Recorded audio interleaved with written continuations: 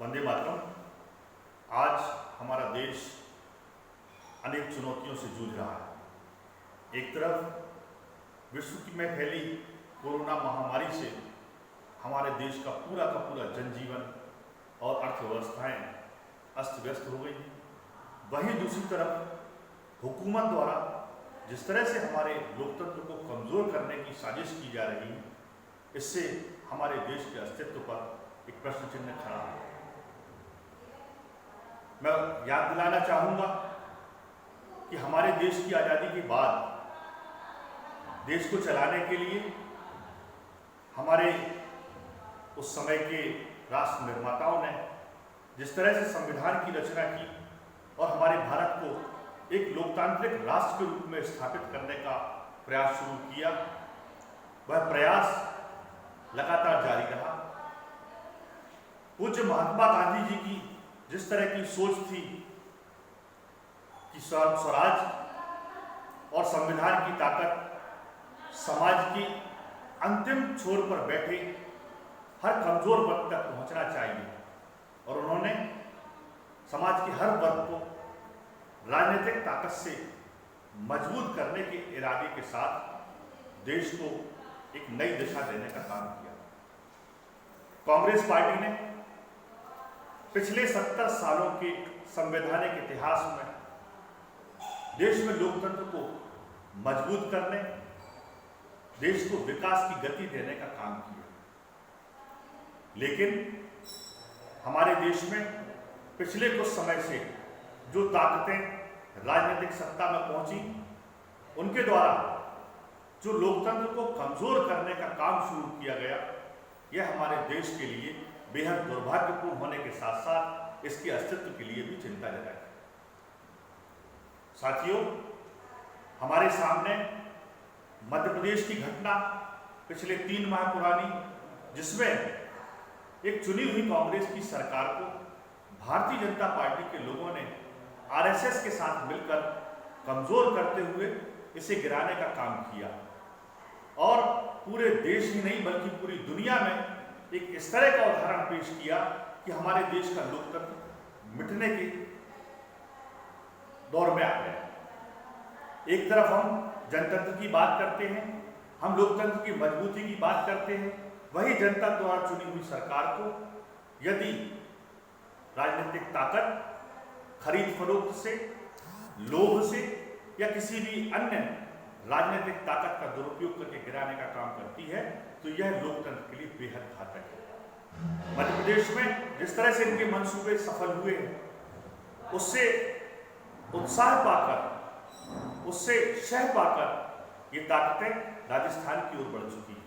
और राजस्थान में भी वही सत्ता का घिनौना खेल शुरू करने का काम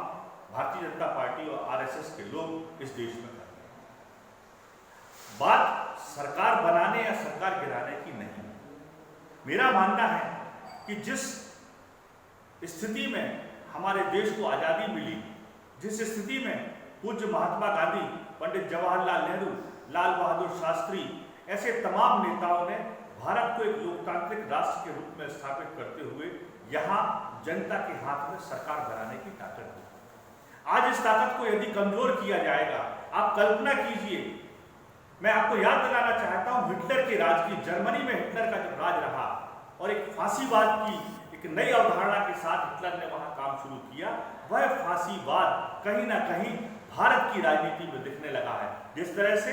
जर्मनी मिटा, हिटलर मिटा, इस तरह से हमारा देश भी मिटने के कगार पे आ गया। ये चिंता का विषय है, केवल हमारी चिंता का विषय नहीं, आम जनता की चिंता का विषय है, राजनीतिक लोगों का चिंता का विषय है, बुद्धिजीवी वर्ग के लोगों की चिंता का विषय है कि जिस तरह की साजिश से इस देश में लोकतंत्र को समाप्त किया जा रहा है, उससे हमारे देश की गरीब, मजदूर, मजलूम जनता को शोषण का शिकार होना पड़ेगा, वह फिर गुलामी की ओर बढ़ जाएगी। आप देखिए कि जिस तरह से फांसीवाद में लोगों को राजनीतिक समस्याओं से और उनकी जरूरतों से दूर करने के लिए जिस तरह से उनको प्रलोभित किया जाता है, उनको धर्म के नाम पर, जाति के नाम पर और दूसरी ऐसी भावनाएं भड़काकर उनको सरकार अपने पक्ष में करने का काम जर्मनी में हिटलर ने किया था। उसका दुष्परिणाम यह हुआ कि देश में समस्याएं बढ़ती चली गई, बेरोजगारी बढ़ी, विकास रुका, लेकिन एक लोभ, एक अंधभक्ति सरकार के प्रति जो जागृत करने का काम किया, उससे जर्मनी मिटने के कगार पे आ गया। लेकिन हिटलर की समाप्ति के बाद जर्मनी फिर संभला और आज विकासशील देशों में शामिल है। मैं इस खतरे से आपको इसलिए आगाह कराना चाहता हूं कि हम विश्व में एक महाशक्ति के रूप में स्थापित हुए, लेकिन जिस तरह से चीन ने हमारी सीमाओं पर आकर हमारे ऊपर आक्रमण किए, हमारे सैनिकों को मारा, इसके पहले पाकिस्तान लगातार हमारे ऊपर हमले करता रहा और हमारी हुकूमत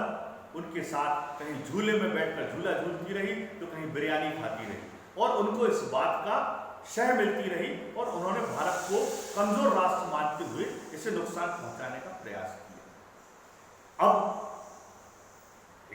हमारे सामने एक बड़ा चुनौतीपूर्ण समय है कि कैसे हम इनसे निपटें, कैसे हम अपने देश को सुरक्षित करें, कैसे हम लोकतंत्र को बचाएं, कैसे हम संविधान को बचाएं। ये जिम्मेदारी अब इस देश के नागरिकों की है, क्योंकि हुकूमत ये तय कर चुकी है कि वह हिटलर की तरह देश में फांसीवाद को लाकर यहाँ विपक्ष को खत्म करेगी, यहाँ लोकतंत्र को खत्म करेगी, यहाँ संविधान को खत्म करेगी और संवैधानिक संस्थाओं का जो हश्र हम देखते आ रहे हैं, चाहे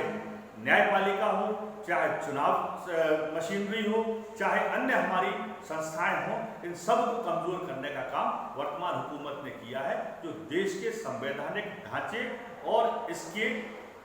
कहना चाहिए इसकी संप्रभुता के लिए बेहद कठिन है। मैं आप सबसे विनम्र अनुरोध करता हूं कि इस बात पे चिंतन करें, मनन करें, विचार करें और भारत की संप्रभुता को बचाने के लिए अपने आप को तैयार करें। जय हिंद, वंदे मातरम।